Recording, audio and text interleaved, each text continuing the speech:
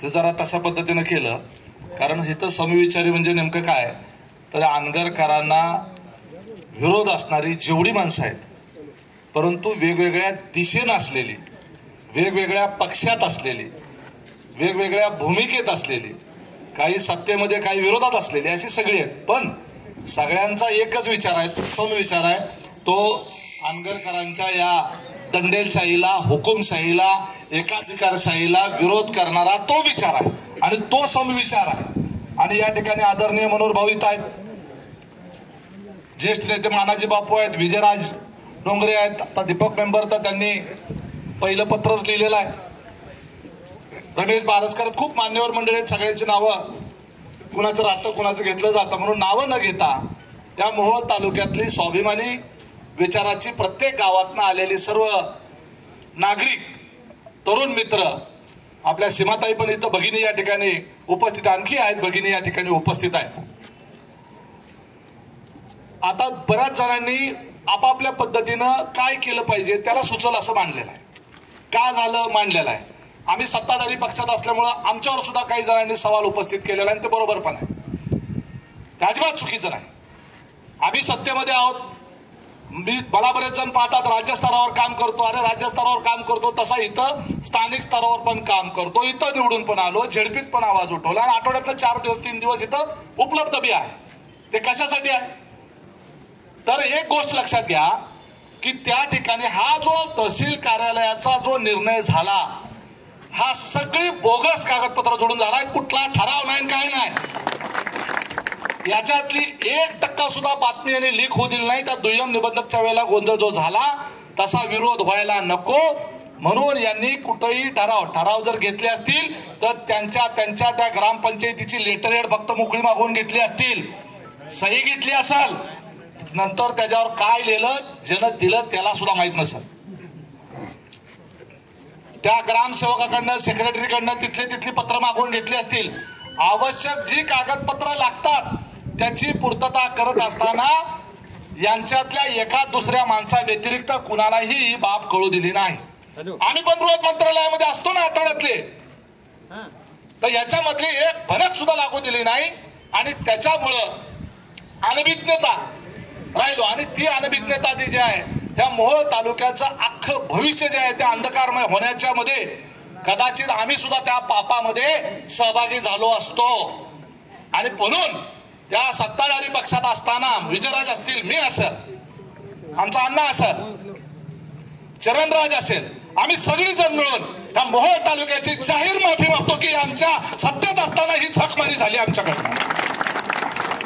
माफ केलं पाहिजे आम्हाला तालुक्याने, पण आम्ही यांच्या विरोधात आहे, यांच्या स्पष्टपणे विरोधात आहे. लोकसभेची निवडणूक होती त्यावेळेला सुद्धा पालकमंत्र्यांना समोर सांगितलं होतं की आम्हाला आंदरकर चालतच नाही, आमचा भागच आंदरकरला मानत नाही. आणि काय मानत नाही, सगळेजण पळलेले आहेत. मनोहर भाऊला आयुष्यभराचा आदू करून टाकलेला आहे, या विकी देशमुखला आयुष्यभराचा पोरक करून टाकलेला आहे. आणि मग तुमचं आमचं आयुष्य कुणाचं तरी कुटुंब उद्ध्वस्त झाल्यानंतरच आम्ही एकत्र येणार का? विचारा विजयराजला. मागच्या 4 महिन्यापासून मी सातत्यानं बोलतोय, जयसिंग नाना असतील तर त्यांना विचारा, आपण बसलं पाहिजे, एकत्र बसलं पाहिजे. मानाजी बापूला विचारा, कारण एकत्र नसल्याचा, तुमच्या आमच्यात एकी नसल्याचा प्रचंड फायदा मेंबर लक्षात घ्या. तुम्हा आम्हाला सगळ्याला त्याला वाटतं की असा इकत घेईल प्रत्येकाला. सर्वसामान्य जनतेचा कारखाना हडप केल्यामुळे ही महाजन मस्ती आलेली आहे. कुठून आली ही मस्ती, कुठून आला हा माज? माहित नव्हतं यांना की हा तहसील कार्यालय केल्यानंतर मोहोळ तालुक्यामध्ये प्रलय येईल, प्रलय.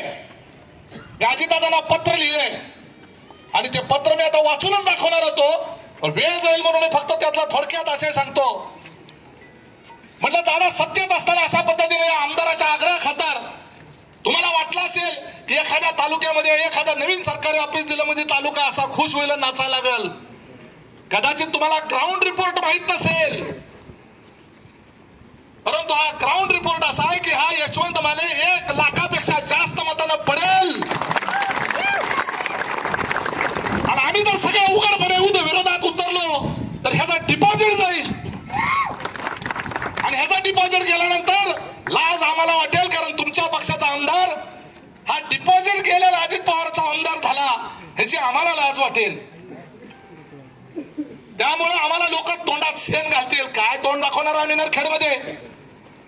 अजित पवारच्या शेजारी बसायचं, पवार साहेबांच्या आम्ही कधी कधी शेजारी बसायचं, चिरंजीरावने मुख्यमंत्र्यांबरोबर रोज दिसायचं, अण्णाने आमच्या नारायण राणे बरोबर रोज दिसायचं. काय पेटवायचं काय म्हणतील तुमच्या राणेला आणि अजित पवारला म्हणतील लोक.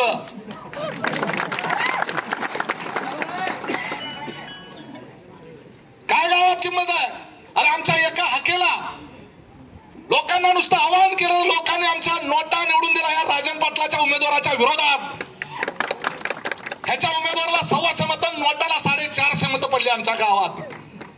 हा आमचा स्वाभिमान आहे, नरखेड भागाचा स्वाभिमान आहे, कैलासवासी शहाजीराव पाटलांच्या विचाराचा स्वाभिमान आहे. आणि त्याची कुत्तरवड लावली हा हरामखोर आमदार. ह्याच्या गावची ग्रामपंचायत नाही स्वतःची, ह्याला निवडून दिला मोहोळ तालुक्याने. आम्हीच हाकमारी केली, 2,500 लीड दिला. पक्षाप्रती आमचं उदंड प्रेम, दिल तो उमेदवार स्वीकारला. परंतु तुम्ही सगळी जाणती होती, मी नवीन होतो त्यावेळेला. या तालुक्याने आता मेंबर आणि आम्ही उमदेपणा दाखवला. मेंबर माझ्याकडनं पराभूत झाले 7,500 मतांनी. परंतु निवडणुकीला अर्ज भरायच्या आधी मेंबरचाच पाय धरून गेलो होतो. विचारा जाहीर नरखेडच्या समोर. आणि एक दिवस सुद्धा नाही, पराभूत निवडून आलं त्या दिवशी फोन केला मेंबरला, सीमाताईला सुद्धा. वाईट वाटून घेऊ नका, निवडणुकीत जय पराजय होत असतो. पण तुम्ही ह्या मोहोळ तालुक्याची गरज आहे. ह्या मोहोळ तालुक्याला अनगरकरांना विरोध करणारा पहिला माणूस कोण होता तर दीपक मेंबर होता. परंतु विरोधात असलेली माणसं कशी संपवायची, त्यांच्या कुटुंबात कशी भांडणं लावायची, त्यांना वेगवेगळ्या नादाला कसं लावायचं, त्यांना प्रापंचिक अडचणीत कसं आणायचं, त्याला कायदेशीर अडचणीत कसं आणायचं, हे सूत्र आणि षडयंत्र जे आहे हे सातत्यानं ह्यांना अवगत झालेलं आहे. यांना माहित आहे की प्रेमापोटी हा मोहोळ तालुका कधी आपल्या जवळ बरोबर येणार नाही. ह्यांच्या राजकारणाचं सूत्र. आता दुय्यम निबंधक कार्यालय लिहिलं, मेंबर तुम्हाला कदाचित माहित नसेल, जरा फक्त कृपया. दुय्यम निबंधक कार्यालय जे आहे तिथं नेलं 4 एजंट नेमलेले आहेत. जसं मटक्यासाठी त्यांचा एक माणूस नेमला जातो वर्षाची वसुली ठरवून. परवा सापडलं गबाळ, मेंबरचं बी नाव आलं त्यात नसताना. बरोबर तेच म्हणले की म्हणजे तो क्लब जो आहे, मला सांगा त्या अनगरमध्ये 2-3 मजली बिल्डिंग मध्ये कमीत कमी 5-25 खोल्यामध्ये बाहेर 200-300 गाड्या लावून 4 व्हीलर 3 व्हीलर कर्नाटक पासून माणसं येतात आणि तिथं क्लब चालतो. आणि तुमचं लोकनेते पॅलेस मध्ये हे चालतं, त्याचं नाव लोकनेते पॅलेस. कोण हप्ते घेतो? आणि हे दुय्यम निबंधक कार्यालय काय चाललं, कशासाठी पाहिजे ते? कारण ह्यांची स्वतःची जी खरेदी चालू आहे सध्या, दरवर्षी 100-200 कोटीचा नफा आहे कारखान्यात. ही 2200 कोटीची कामं आणली, ह्याची टक्केवारी प्रत्येकाला माहित आहे. ज्याला ज्यानं काम घेतलंय खरं प्रामाणिकपणे सांगायचं, आमदारनं किती टक्केवारी घेतली. जे लाभार्थी आहेत 10% खाली कोणच नाही. 2200 कोटीचे 10 कोटी झाले, 10% झाले 220 कोटी. त्यातला 75% हिस्सा नवीन वाड्यात. बरोबर आहे ना? नवीन वाडा म्हणजे काय माहिती आहे का? Chairman house. त्या लोकनेते प्रायव्हेट लिमिटेड कारखान्याच्या सर्वसाधारण सभेमध्ये, म्हणजे त्यांची आतमधली प्रायव्हेट लिमिटेड कंपनीमध्ये डायरेक्टर बोर्ड म्हणतात त्याला, डायरेक्टर बोर्ड, ज्याचे कधी काळी विजयराज डोंगरे तिथं सहकारी असताना चेअरमन होते. मानाजी बापू व्हाईस चेअरमन होते. मानाजी बापूच्या केबिन मध्ये अँटी चेंबर मध्ये नाही तसली पाकिटं सापडायला लागली. मानाजी बापूने लॉक लावून टाकलं केबिनला. ऑफिसचा गैरवापर होता कामा नये. मुद्दा सोडून बाजूला जाईल. म्हणून सांगतो की हे जे दुय्यम निबंधक कार्यालय जे केलं, तर हे जे ताऊजी राजे आले, ताई आल्या, बाईसाहेब आल्या, ताईसाहेब आल्या, दिसतंय ना मोळ मध्ये आल्या. बरोबर आहे का नाही? मालक आले. बरोबर आहे. काळा राजा आला, काळा राजा आला, काळा राजा आला, गाडी गाडी गेली, टव टव टव टव टव, काय लगेच कळते अख्खे मोहळला काय झालं, कशाला आलते. खरेदी होती आज. कुठं झाली खरेदी? ती कुरुलला रोड टच नाही का, त्या अडचणीत होतं बिचारा, ऐकलं त्यानं. आता अजून कुठं झाली खरेदी? ते नवीन आता शक्तीपीठ यायला नाही का, त्या कडेची सगळी जमीन आता काही चाललंय, ती आमदाराने घेतली. 100 एकर जमीन, 5 वर्ष सुपर क्लास 1 ऑफिसर जरी एखादा असेल किंवा 2-4 वेळा आमदार झालेला असेल तर सुद्धा त्याची ऐपत तयार होत नाही. 100 एकर जमीन, 200 एकर जमीन. सोलापूरमध्ये 5 स्टार हॉटेल, चेअरमन हाऊस करता ठराव डायरेक्टर बोर्डचा 50 कोटीचा. नंतर बदलला मी भाषणात बोलल्यावर, जुना ठराव तोचा काढून टाकला. सहकारी कारखाना असता तर ह्यांच्या बाप जायला जमला असता का असा ठराव करायला? विजयराज डोंगरे तुम्ही चेअरमन असताना सहकारी कारखान्याचं असा जर प्रस्ताव आला असता की शेटपळला चेअरमन हाऊस करू, मनोहर भाऊसाठी म्हातारपणी 50 कोटीचं घर बांधून देऊ कारखान्याकडनं, ऐकलं असतं तालुक्याने, बरोबर आहे का नाही? म्हणजे केलं नसतं तो भाग वेगळा, पण ह्यांनी तो ठराव केला. आणि कारखान्याने कुठला ठराव केला? कारखान्याकडे येणारे वेगवेगळे अधिकारी कर्मचारी यांना राहण्याच्या करता सोलापुरात निवासस्थान पाहिजे, साधं सुद्धा चालणार नाही, 5 स्टार हॉटेलच पाहिजे. आणि कारखान्याच्या नावावर हॉटेल घेतले. सोलापूरला त्रिपुर सुंदरी चांगलं होतं, सुंदर होतं, तिन्ही बाजूने सुंदर होतं, अख्खं पाडलं.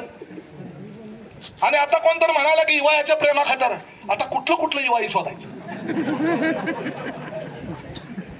सर्व धर्म समभाव सगळीकडे तिकडे युवाईची वाई आहे. ह्याला तहसील कार्यालय दिलं, अजून कोण काय काय देत आहे. सोलापूरकरांनी झोडपून काढलं, गाडी फोडून काढली, चपल्यानं मारलं तरी अक्कल नाही, अजून तोंड मारतायच. एक पोरगी 3.76 ऐकलं असं सांगेल, 19 तास पोलीस स्टेशनला बसली. 19 तास. मुद्द्याला मी धरूनच बोलतोय कारण ते तहसील कार्यालय ना पुन्हा त्याच मुद्द्यावर येणारा, लक्षात ठेवा. ती मुलगी त्या अनगर मधली ह्यांच्या गावातली होती. तिने एक व्हिडिओ टेप तयार केलेला आहे आणि इतकी दुर्गती की त्या मुलीला रेस्ट हाऊसला वापरल्यानंतर त्यांनी सांगितलं की माझ्या मित्रांना सुद्धा तुला खुश करावं लागेल, ही 5 माझे मित्र आहेत. ती पोरगी तिथं पळून गेली आणि तिने म्हणली आता तुझ्यावर केस करते म्हणल्यानंतर तिच्या भावाला उचलून आणलं गेलं आणि त्या भावाला उचलून आणून 20 तुझ्या बहिणीला तूच पाजायचं म्हणून सांगितलं. आणि त्यानं त्याला टायरी नाही दाखवल्यावर त्याला उचलून नेलं आणि रेल्वे स्टेशनला नेऊन रोडवर बांधलं. आणि हे स्वतः त्या पोरानं सांगितलेलं आहे, त्याचं रेकॉर्डिंग उपलब्ध आहे. त्या पोरीनं सांगितलं आणि आईच्या साक्षीनं सांगितलं. आणि ती सगळं घेऊन पोलीस स्टेशनला केस करायला गेली होती 19 तास. आणि हे सगळं दावणीला बांधायला काय पोलीस स्टेशन 19 तास. एक तरुण मुलगी तिथं जाते आणि यांच्यावर केस करायचं म्हणते. सगळं व्हिडिओ टेप कॅसेट सगळं दाखवते, कॉल रेकॉर्ड दाखवते, व्हॉट्सअपचे कॉल दाखवते, व्हिडिओ रेकॉर्डिंग दाखवते, सगळ्या प्रकारचे सगळ्या अवस्थेतले फोटो तिथं दाखवते आणि केस घेतली जात नाही. हे मोहोळमध्ये असून हे चाललंय. जर अनगर मध्ये उद्याच्याला हे सगळी कार्यालय गेली तर काय परिस्थिती होईल याचा विचार करा. प्रत्येकाच्या घरात मुली आहेत. ऍफिडेव्हिट करायला आपल्या 12वीचे असेल 11वी सज्ञान मुली असतील तर त्यांना स्वतःला जावं लागेल. काय गॅरंटी आहे? काय गॅरंटी आहे सुरक्षिततेची? कारण बापच म्हणतो, बाप जाहीर भाषणात म्हणतो आम्ही खानदानी पाटील आहे, म्हणला का नाही? मला आमच्या पोरांना म्हणला ते म्हणजे नाही मुन्ना साहेब माडिक म्हणले होते, अरे बाळांनो असा शब्द वापरला होता ह्यांच्या पोरांसाठी. मला आमच्या पोरांना बाळ म्हणतो, आम्ही खानदानी पाटील आहे. आमच्या पोरांना लग्नाच्या आधीच पोरं असते, ती लग्नाच्या आधीच बाळ असते ती, आणि ती सुद्धा आता तुझ्या एवढी झाली असतील म्हणला होता का नाही? म्हणजे 17व्या वर्षाच्या आधीपासून या मोहोळ तालुक्यातल्या पोरी नसवण्याचा कार्यक्रम जो आहे त्या करणाऱ्या अनगरकर पाटलाला त्याचा अभिमान वाटतो म्हणून सांगितलं.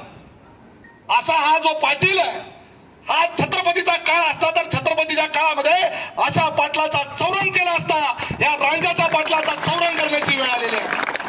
ही लढाई फक्त या तहसील कार्यापुरती मर्यादित नाही आहे. कोणतं म्हणाल राजकारणाकडे भरकटू नका. तुमची प्रामाणिकपणा किती आहे? मी कालच्या व्हिडिओ मध्ये पण बोललो, नुसतं आम्ही राजन पाटलाचे विरोधक काय म्हणायचं, पुन्हा रात्रीच्याला जाऊन त्यांच्या बरोबर संधान बाजायचं, असला धंदा कुणी करू नका. एका पक्षात एक लक्षात घ्या, मी तिथंच राहिलोय. मी पहिल्यापासून अजितदादाचा समर्थक होतो. कुणाला विचारा राजकारणात महाराष्ट्रामध्ये, उभ्या महाराष्ट्राला सगळ्याला माहिती आहे की पहिल्यापासून राजकीय याच्यामध्ये पक्ष एक असला तरी तिथं सुद्धा आपण कुणाचे तरी समर्थक असो. जसं अण्णा आमचा राणेसाहेब समर्थक मेंबर एका काळात, गणेश नाईक समर्थक होते, बरोबर आहे का? ते असतं, चालत असतं. ते मी अजितदादाचा समर्थक होतो, आजही आहे. आम्ही अजितदादाला त्या दिवशी शपथ घेतल्यावर आम्ही समर्थन दिलं. ह्याला माहित होतं की जर सत्तेच्या पक्षातला राष्ट्रवादीच्या मतदारसंघातला उमेश पाटलाच्या हातात जर ताब्यात आला इथलं सगळं प्रशासन आणि सगळी यंत्रणा, तर ह्याचा अख्खं बँड वाजवून टाकलं असतं. म्हणून भ्याब्यानं आलंय, ही भिवून आलंय. अजितदादाचा आणि उमेश पाटलाचा गर्दन काळ उद्याच्याला ह्याला सहन झाला नसता. आम्ही पण काय कुठं कमी नाही, शाजीराव पाटलाच्या गावातले आम्ही, पण ह्याच्यासारखी भिकारचोट पाटलं नाही आम्ही, लोकांच्या पुरी नासवायला बसलेलो. त्यामुळे तहसील कार्यालय जे आहे हे धोकादायक आहे. कशाला जायचं आहे? उत्पन्न दाखला काढायला जायचं. हो, आता पवार साहेबाचे भावी कदाचित उमेदवार तेच सांगतायत. मला तर असं कळलं,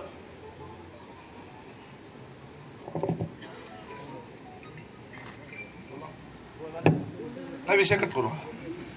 आता संजय क्षीरसागर हे भाजपमधून तुतारीमध्ये गेलेले आहेत, उमेदवारी करायची त्यांची इच्छा आहे. आता त्यांना पवार साहेब असं म्हणले, मला कळलं की समजा राजन पाटील आपल्याकडे आले तर तुमचं काय म्हणणं आहे? आता हे जरी नाही म्हणले तरी तिथंच असणारी दुसरी माणसं आहे आमच्याकडे, उभाच करतो लगेच. म्हणजे विजयराव डोंगरे सांगतील ह्यांना गिनलंच नाही भाजपवाल्यांना, कुठल्या इथल्या नेत्यांना. ते जिल्हाध्यक्ष म्हणले, खरं का खोटं एवढं सांगायचं, संजय क्षीरसागर जिल्हाध्यक्ष म्हणले, यांनी प्रवेश का केला, रडले बिचारे त्या दिवशी पक्ष सोडताना. म्हणले एकटे राजन पाटील 60,000चा लीड आम्हाला देणार आहे. ती काय कोण संजय क्षीरसागर गेला काय, ते विजयराव डोंगरे गेला काय फरक पडत नाही. आणि 60,000 मतांनी कार्यक्रम केला मोहोळ तालुक्यात. आणि आम्हाला काय म्हणले, आम्ही महायुतीमध्ये, आम्ही उत्तर सोलापुरात प्रचार कर, कुठं मंगळवेढ्यात जा, इकडे जा. आम्हाला काय म्हणले, तुम्ही जास्त भागच घेऊ नका, त्यांना चालत नाही. म्हणजे याचा अर्थ काय, भाजपच्या सगळ्या नेत्यांना एकच वाटत होतं की ही म्हणाल तिकडे तालुका, बरोबर आहे. आता या सगळ्या या तहसील कार्यालयाच्या निमित्तानं जी एकी झालेली आहे ना, त्या एकीचा अर्थ एकच आहे. ह्याचा जर कण जिरवायचा असेल, ह्याचा जर बेकाट मोडायचा असेल ना, तर विधानसभेला 1 लाखापेक्षा जास्त मताने आमदार पाडायचा. नाहीतर हे आता पोलीस स्टेशनला त्या पुरीला 19 तास बसायला लावलं, त्या थिटेबाईला गावातनं बाहेर काढलं, तिचं मतदान केंद्रातनं नाव काढून टाकलं, विरोधात गेली, मतदार यादीतच नाव काढून टाकलं, तिच्या पोरावर अॅट्रॉसिटी केली. अॅट्रॉसिटी केली तर केली, 17 वर्षाचा पोरं अल्पवयीन करता येत नाही, केली. आणि कळ म्हणजे ह्या भारतातली पहिली केस की त्याच्या त्या पोराच्या शाळेच्या दाखल्यावर लिहिलं की ह्या मुलावर याला अॅट्रॉसिटीची केस आहे, याला कुठेही ऍडमिशन पुढे मिळू नये, देऊ नये. ती काय वाळूचा बोज आहे गावायला, सातबाऱ्यावर का कर्जाचा बोज आहे? ती बाई पण एकदम तयारीची आहे. मानव अधिकार आयोगाकडे गेली, तिथनं तिला नोटीस काढली, ह्याला सगळ्याला बाल हक्क आयोगात गेली, बाल हक्क आयोगाने एसटीला समोर उभा केला, तेव्हा कुठेही नाव काढून टाकलं. विचार करा, यांच्या स्वतःच्या गावातल्या एका विधवा महिलेला, जिचा नवरा 22 वर्षांच्या घरात सेवा करत होता, 22 वर्षांच्या चपला उचलत होता, 22 वर्षांचे नाही ते धंदे सगळ्या त्याच्यासाठी सगळ्या गोष्टी पुरवत होता, त्याचा तो साक्षीदार आहे. तो मेल्यानंतर तिच्या बायकोवर अशा पद्धतीचा अत्याचार अन्याय करतात, तर आपल्या सर्वसामान्य नरखेड असेल, पेडूर असेल, अनगर असेल, लक्षात घ्या, त्या अनगर मधल्या लोकांना तर आता सक्तीची कैद झाली, सक्तीची कैद. उत्पन्न दाखला काढायचा, जरा मोहळा जाऊन येतो म्हणतात, येत होत. आता मोहळत दिसलाय म्हणणार काय काम होती, कशाला गेलता? फार तर म्हणाल पोलीस स्टेशन, आम्हीच पोलीस स्टेशन, तू तिकडे कुठे? गावची फौजदारकी सगळी आमच्याकडेच आहे, आम्ही करू तवाच केस, तुझ्या मनानं डोकं नाही लावायचं. अॅट्रॉसिटी या मोहोळ तालुक्यामध्ये, हा भारतात नसतील एवढ्या अॅट्रॉसिटीच्या केस या मोहोळ तालुक्यामध्ये केल्या जातात. आणि वापर कोणाचा? त्या गावातल्या एका ठराविक कुटुंबाचा वापर. बघा जेवढ्या अॅट्रॉसिटी केस झालेल्या आहेत त्याच्यामध्ये अनगर मधले ठराविकच व्यक्ती येतील अॅट्रॉसिटीची केस करते. कोणावर बी नाव नको घ्यायला. अॅट्रॉसिटी कोणावर? सवर्ण समाजातल्या किंवा ओपन कॅटेगरीवर ना, दुसऱ्यावर कोणावर करणार? म्हणजे मागाशी कोणतरी म्हणालं की आता तहसीलदार तिथं आला, लक्षात घ्या अप्पर तहसील आणि तहसील कार्यालय काहीच फरक नसतो, काहीच फरक नसतो. तहसील कार्यालयच असतं ते, फक्त एकाच तालुक्यात दोन आहेत म्हणून दुसऱ्याला कुठे चाललो तर तहसील कार्यालयाचा लोक कन्फ्युज होईल म्हणून अप्पर तहसील मध्ये चाललो, एवढंच आहे. नावात बदल आहे. असा तसाच तहसीलदार असतो, तहसीलदारच असतो तिथं, कुठं नायब तहसीलदार नसतो. तहसीलदार असतो हाताखाली नायब तहसीलदार असतो. तसा मोहोळ मध्ये आहे. कुणाच्याही उतार्यावर कुठला बोजा लागल विरोधात आहे ना. उतारा नवीन काढा गेला, अचानक लक्षात येईल की ह्याच्या शेतावर एक 10 लाखाचा वाळूचा बोजा पडला. आला का माझी वाळू का मी काढत नाही, धरत नाही. ज्याच्या नदीच्या कडेला शेत आहे टाक बोजा त्याच्यावर. एखाद्याला उद्या दाखला पाहिजे, जातीचा दाखल्यासाठी अर्ज करायचा आहे, बाप जन्मात त्याला मिळू द्यायचं नाही. आता एखादा ओबीसी आहे, त्याला इलेक्शन लढायचं आहे, त्याला दाखला काढायचा आहे. आता ह्यांना चालत नाही, विरोधक आहे, त्याच्या बाप जन्मात त्याला दाखला मिळेल का किती ओबीसीचा? त्याचा अर्थ कवना काय होईल काढायचं सुद्धा नाही. इथला तहसीलदार म्हणजे दिवसभर कार्यालयात संध्याकाळी ह्यांच्या घरी पाय दाबायला. ही पद्धत आहे ना यांची. ही हुकुमशाहीवाली लोक आहेत, ही दंडेलशाहीवाली लोक आहेत, हे लोकशाही मानणारी लोक नाही आहेत. त्या बाईने परवा सांगितलं की आमच्या गावात मतदान कसं होतं. आमच्या गावामध्ये नावाला फक्त मतदान होतं, बटन दाबायला माणूस वेगळा असतो, फक्त हाताला शाई लावली जाते आणि तोंड घेऊन सांगतात आमची बिनविरोध होती, घंट्याची बिनविरोध होती. ओपन मतदान होऊ द्या, सीसीटीव्ही लावा, त्या मशीनवर सीसीटीव्ही लावा, बघू कशी बिनविरोध होती. मूर्ख बनवतात सगळ्या महाराष्ट्राला आणि लोकांना. अरे लगा काठीवाडी आजपर्यंत बिनविरोध झाली नाही. तू एवढा विकास करून दमलाय झक मारायला, त्या तालुक्याला गावाला अक्षरशः छळून छळून दमला. मगाशी कोणतर म्हणाला आता 70 कोटीची पाईपलाईन केली. 70 कोटीची पाईपलाईन आता अनगरला कितव्यांदा करता? अनगरला पिण्याच्या पाण्याची सोय कितींदा करता? तिसरी पाईपलाईन आहे. ह्याच्या आधीची केलेली पाईपलाईन एक गेली इनामात. इनामात म्हणजे ह्यांच्या शेतात सरकारी पैशान पाईपलाईन. निर्लज्ज आहेत. घरातला बल्ब सुद्धा ग्रामपंचायतीच्या पैशान बसवतात, पुराव्या सहित देतो. दिलेलं पेढ सुद्धा आहेत इत्यादी. आलेलं पेढे बघा तुम्ही, हे कधी दाखवा कोणी ती पेढ खायला दिलं म्हणून पेढा घेऊन जाऊ. गाडी घेतली नवीन, ही पेढ लगेच बंडू पेढ्याचा बॉक्स आत, महागाडी येतच नाही. जे जी गाडी आहे त्याला सुद्धा देत नाही, इतकी बेकार चोट आहे ती. म्हणजे ही दलिंद्री मानसिकता. फक्त वर म्हणायचं मला खायला काय मिळतं, मला गिळायला काय मिळतं. हा ते काय अहो यांना आयर करायला म्हणलं ह्यांना फोन करून सांगते ती येताना ती टावेल टोपी जरा येत आहे सोलापूरवरून तर संकटच घेऊन या. गमतीचा भाग सोडून द्या, माणसाची मनोवृत्ती लक्षात घ्या. मनोवृत्ती घ्या. अरे गरीबातला गरीब माणूस सुद्धा दानत ठेवतो. हे असलं दलिंद्र या आपल्या तालुक्याचं नेतृत्व आणि ही दलिंद्र आमदार, ह्याला आंदोलनाची दिशा ठरवायच्या समिती काय ती ठरवत. परंतु सगळ्यात पहिले जर एक सगळ्या मोहोळ तालुक्यातल्या प्रत्येक गावातल्या माणसाने एकच करायचं आहे की आमदाराला गावबंदी करायची. पहिले गावाच्या बाहेर बोर्ड लावा, आम्ही सगळी वर्गणी काढतो आणि गावबंदी कोण कोण करणार आहे ते हातवर करा जरा. हे बघ काय काय हातवर दिसा, पूर्ण हातवर, दोन्हीच्या दोन्ही हातवर बोर्ड लावायचा. गेल्या बोर्ड लावायचा. आणि गावातली समिती आता जशी ही तालुक्याची समिती झाली तशी प्रत्येक गावामध्ये सर्वपक्षीय समिती करायची. प्रत्येक गावामध्ये सर्वपक्षीय समिती. आणि पुढचं पाऊल मला सांगतो, दिल्ली पासून हातरा बसल. अख्खा तालुका, संपूर्ण तालुक्याने एकमुखी ठराव करायचा की जर हे तहसील कार्यालय रद्द नाही झालं तर येणाऱ्या विधानसभेच्या निवडणुकीच्या मतदानावर बहिष्कार. निवडणुकीवर बहिष्कार घातल्यानंतर दिल्ली हाताच्यावर आता लक्षात घ्या. अरे मनगोळी भैरवाडी 150 मताचं गाव आहे. माझ्याच मतदारसंघात आहे. एकात 150 आणि एकात 200 म्हणजे जॉईंट ग्रामपंचायत आहे. एवढूसं गाव मतदानावर बहिष्कार घातल्यानंतर कलेक्टर गेला गावात. काय अडचण आहे विचारायला? का गेला? का तर निवडणूक आयोगाने विचारलं काय भानगड आहे. लोकसभा निवडणुकीच्या मतदानावर बहिष्कार टाकला. त्यामुळे जर एखाद्या विधानसभा मतदारसंघाने संपूर्ण निवडणुकीवर एका या निर्णयाच्या करता तहसील कार्यालय आणि ते दुय्यम निबंधक कार्यालय हे रद्द झालं पाहिजे या मागणीच्या करता म्हणून आम्ही निवडणुकीवर बहिष्कार घालतोय, मतदानावर बहिष्कार घालतोय. गावागावामध्ये बोर्ड लावा. बघा सगळी यंत्रणा कलेक्टर पासून राज्याच्या मुख्य सचिवापासून केंद्रीय निवडणूक आयोगापर्यंत सगळी यंत्रणा हलते. आणि हे गावगावची निवेदन तहसील कार्यालयामार्फत सरकारला पाठवावे लागतील. तुम्ही म्हणसाल आता गावचं काही सरपंच असतील आपले नसतील. जर सरपंच त्यांच्या विचाराचा असेल, ठराव द्यायला जर नकार दिला तर त्याला चपलीचा हार घाला. पहिले त्याच्या खुर्चीला चपलीचा हार घाला. गावागावामध्ये ग्रामसेवा चौथी कसा आहे, टेक्निकल भाग आहे.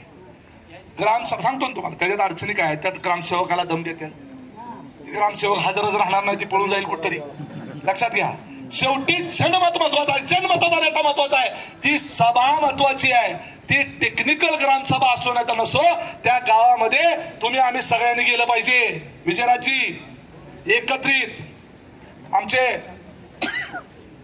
संजय अण्णा असेल, चरण असेल, मानाजी बापू, रमेश बारसकर, सगळे प्रमुख लोकांनी प्रत्येक गावात जाऊन याच्या संदर्भामध्ये जन चळवळ उभा करण्याची गरज आहे. गावागावात जाण्याची गरज आहे. सोमेश, सगळ्यांनी गावागावात जाऊन याच्या संदर्भात लोकांना समजून सांगितलं पाहिजे की त्यांच्या पुढे काय वाढवून ठेवलंय. तुमचं इथून पुढे लक्षात ठेवा, हे जर तहसील कार्यालय झालं तर अख्खं आयुष्य तुमच्या पुढच्या पिढ्यानपिढ्या ह्यांच्या दावणीला बांधल्या गेल्यावर लक्षात ठेवा. आणि कायमस्वरूपी आरोग्य असुरक्षित. अरे त्या हनगर मध्ये कोण पोरगी देत नाही, सुरक्षित नाही म्हणून. काय खरंय म्हणतात?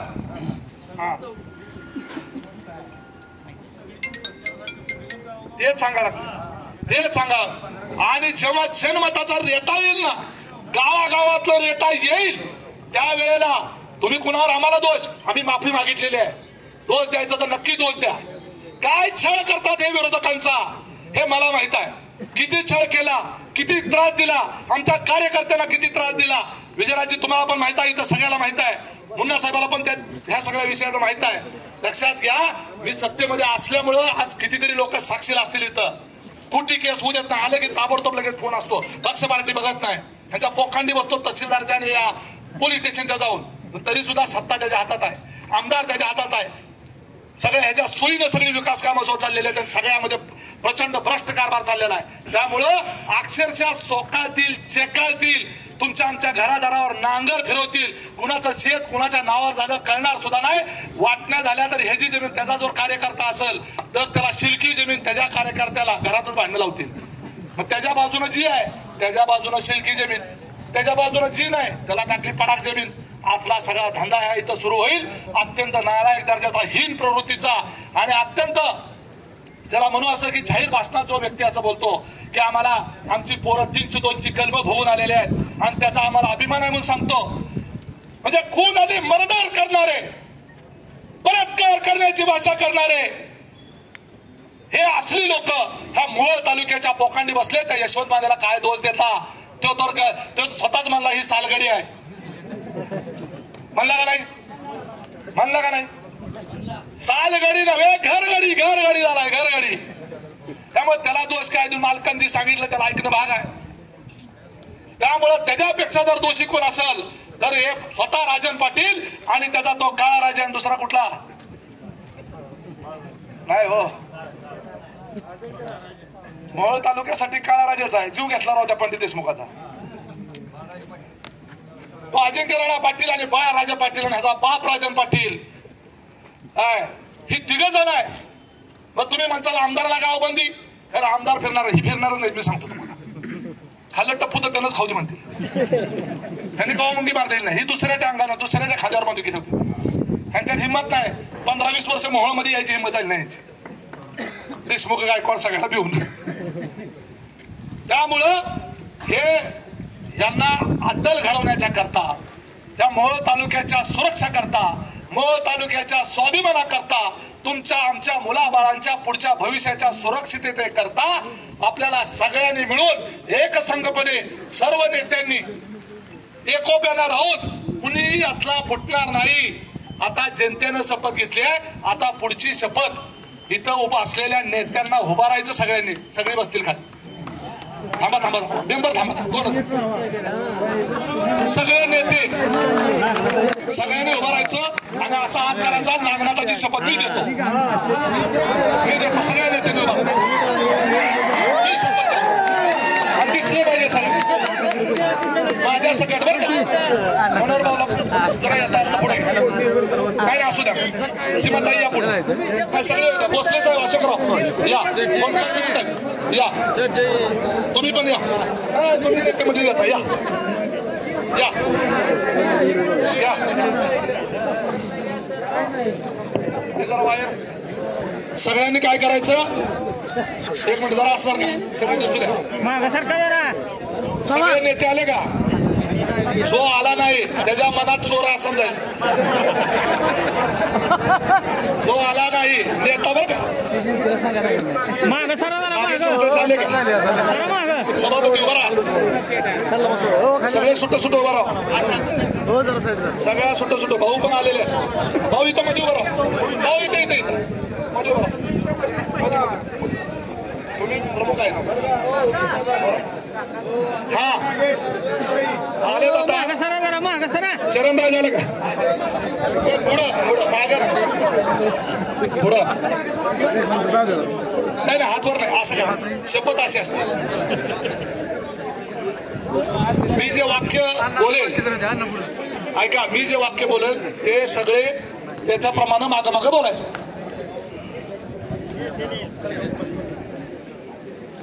आम्ही मोहोळ तालुक्यातील सर्व वेगवेगळ्या पक्षातील, संघटनेतील, सामाजिक क्षेत्रातील